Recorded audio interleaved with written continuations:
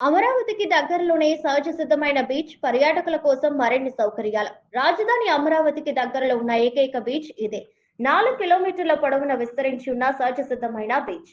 రాజధాని అమరావతికి కేవలం 70 నుంచి 80 కిలోమీటర్ల దూరంలోనే అద్భుతమైన బీచ్ ఉంది. అదే సూర్యలంక బీచ్. ఇక్కడికి రెండు తెలుగు రాష్ట్రాల నుంచి పర్యాటకులు భారీగా వస్తూ ఉంటారు. సుమారు 4 కిలోమీటర్ల పొడవున విస్తరించి ఉన్న ఈ సహజ సిద్ధమైన బీచ్ ఉమ్మడి గుంటూరు జిల్లాలో ప్రత్యేక ఆకర్షణగా నిలుస్తుంది.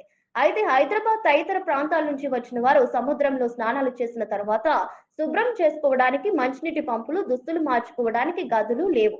ఆ తడిసిన దుస్తులతోనే అసౌకర్యంగా తమ ఇళ్లకు తిరుగుముఖం పట్టేవారు.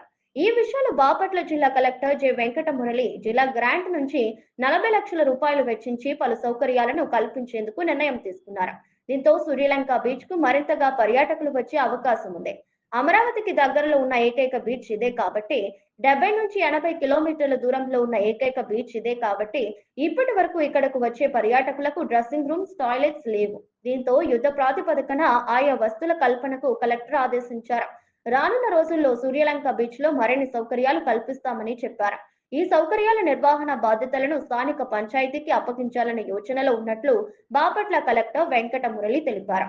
కొత్తగా వస్తున్న సౌకర్యాలు ఇవే. కేవలం నెల రోజుల్లోనే డ్రెస్సింగ్ రూమ్స్, మంచినీటి పంపుల ఏర్పాటు, టాయిలెట్స్ నిర్మాణం చేపట్టే బాధ్యతను జిల్లా గ్రామీణ నీటి సరఫరా విభాగానికి అప్పగించారు. సూర్యలంక బీచ్ నుండి 2-3 కిలోమీటర్ల దూరంలో మంచినీళ్లు పడే ప్రాంతాలను గ్రామీణ నీటి సరఫరా విభాగం గుర్తించింది. ఇక్కడ బోర్లు వేసి పైప్ లైన్ ద్వారా బీచ్ కు నీళ్లు చేర్చేలా ప్లాన్ రూపొందించారు. బీచ్ లో 10,000 లీటర్ల సామర్థ్యం కలిగిన ఓవర్ హెడ్ ట్యాంక్ నిర్మిస్తున్నారు.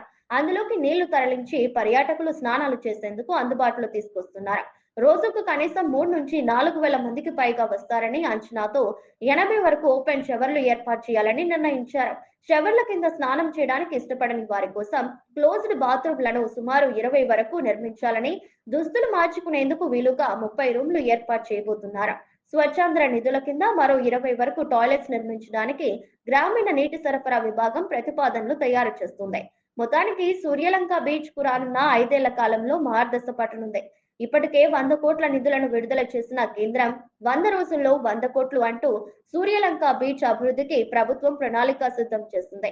త్వరలో ఆంధ్ర, గోవా సూర్యలంక బీచ్ ను చూడబోతున్నామని పర్యాటకులు అంటున్నారు.